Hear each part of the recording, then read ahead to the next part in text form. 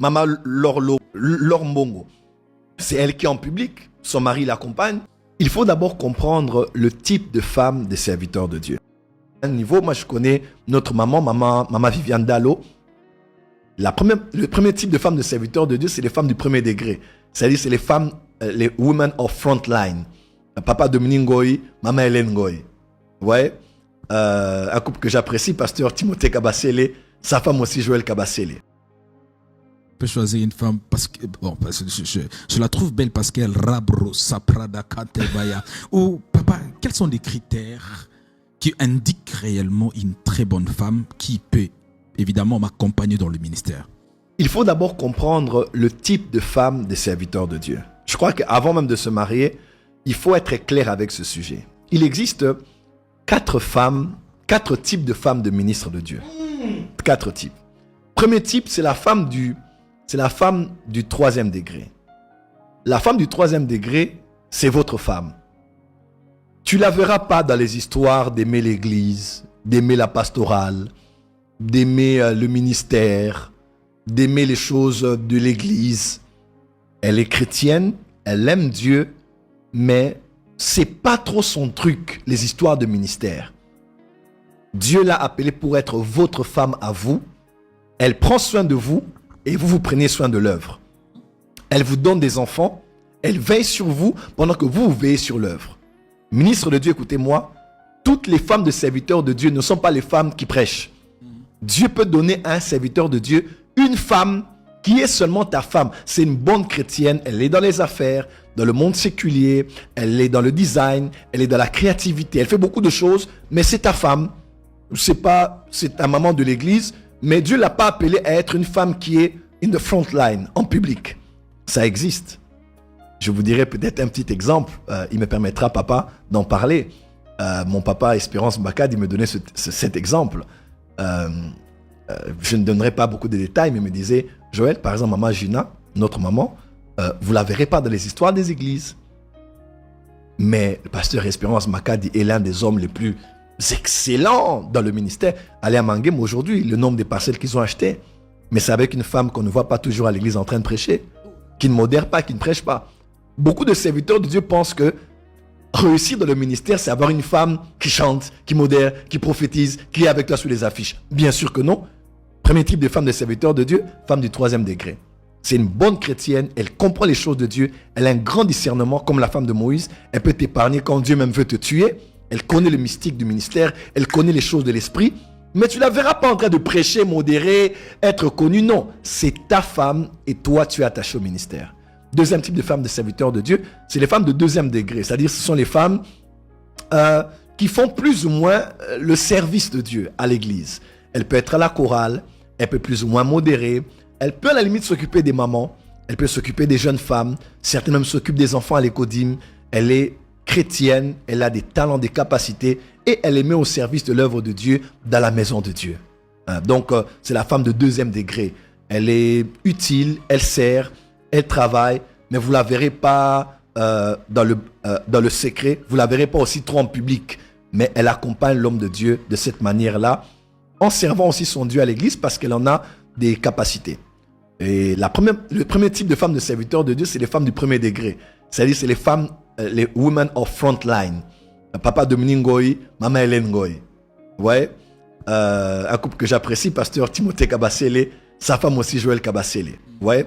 Prophète Joël Francis Tatou, maman Simian Tatou. Donc, c'est prophète Hubert Angel, maman Beverly Angel. Donc, ce sont des couples comme ça. Creflo Dollar, Taffy Dollar, Tilly Jakes, Sérédita, je crois, Jakes. Donc, il y a des femmes des serviteurs de Dieu qui travaillent in the front line. Elle a aussi l'appel, elle a le ministère, elle a la grâce de Dieu. Elle fait ce que son mari peut faire.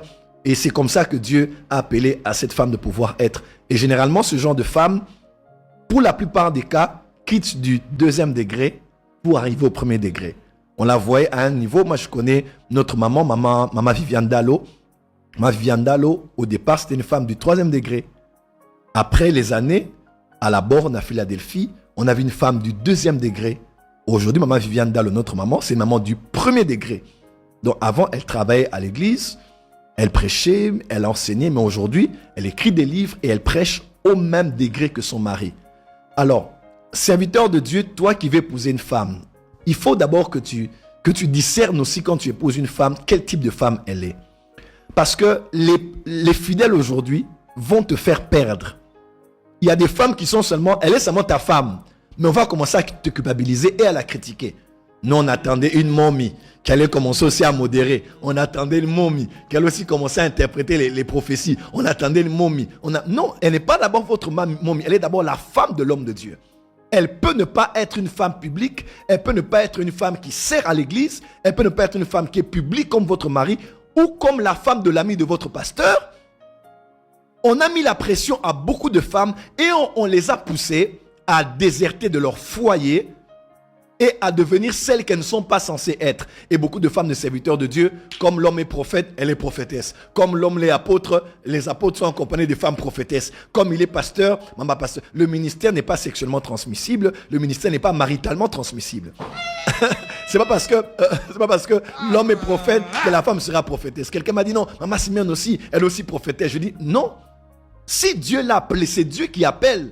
Ce n'est pas le mari qui appelle, ce n'est pas le mariage qui rend éligible une femme entrer dans le même office que son mari, pas du tout. Donc j'aimerais déjà dire aux serviteurs de Dieu, par rapport au choix du conjoint, tu dois déjà le savoir. Il y a des femmes comme ça. Et le quatrième type de femmes, c'est les femmes qui ont un ministère et l'homme n'a pas le ministère. Ouais.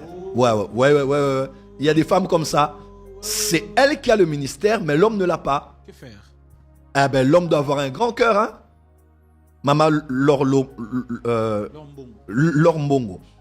C'est elle qui est en public. Son mari l'accompagne. Son mari finance. Ouais. Il y a beaucoup de femmes comme ça. Elles chantent, elles prêchent. L'homme est à l'arrière-plan. L'homme dit, come on baby. Joyce Avance Meyer, prophétesse. Joyce Meyer aussi. Ouais. Come on baby. Avance. Oh, c'était fort aujourd'hui chérie. Et ce genre d'hommes doivent être vraiment spéciaux. Être un homme qui est à l'arrière-plan et accepter que ta femme soit dans le ministère. Donc voilà les 4 types de femmes qui sont dans le ministère ou bien près d'un serviteur de Dieu. Alors comment choisir alors s'il faut choisir? Et c'est important que je le dise parce que beaucoup vont croire qu'ils ont fait un mauvais choix parce que la femme ne prêche pas, parce qu'elle ne prophétise pas, parce qu'elle n'a pas la chose. Et je prêche, elle doit être là. Elle doit être là, elle doit bouger. Elle doit faire beaucoup de choses. Non. Papa SP me disait ouvertement, il disait non, maman Hélène Goy peut être avec papa Dominique à tous les cultes de séminaire. Mais mon épouse, pas forcément. Mais c'est pas qu'elle n'est pas chrétienne, non. Ça, je le dis de manière très... Il me permettra ou bien m'excusera d'avoir en parlé. Donc, il faut savoir là où vous êtes femme. Et c'est surtout au mari de protéger sa femme. Ouais. Et c'est la mission que Dieu a donnée à la femme, près de son mari. D'être que la femme de son homme, d'être impliquée dans l'église ou d'être une frontline. Mais tant que vous ne comprenez pas ça, vous allez mettre à votre femme la pression, pensant que Dieu vous a déçu, vous n'avez pas épousé la bonne femme, et pourtant... c'est votre femme. Moi, je te dirai la vérité. Je ne voulais pas d'une femme.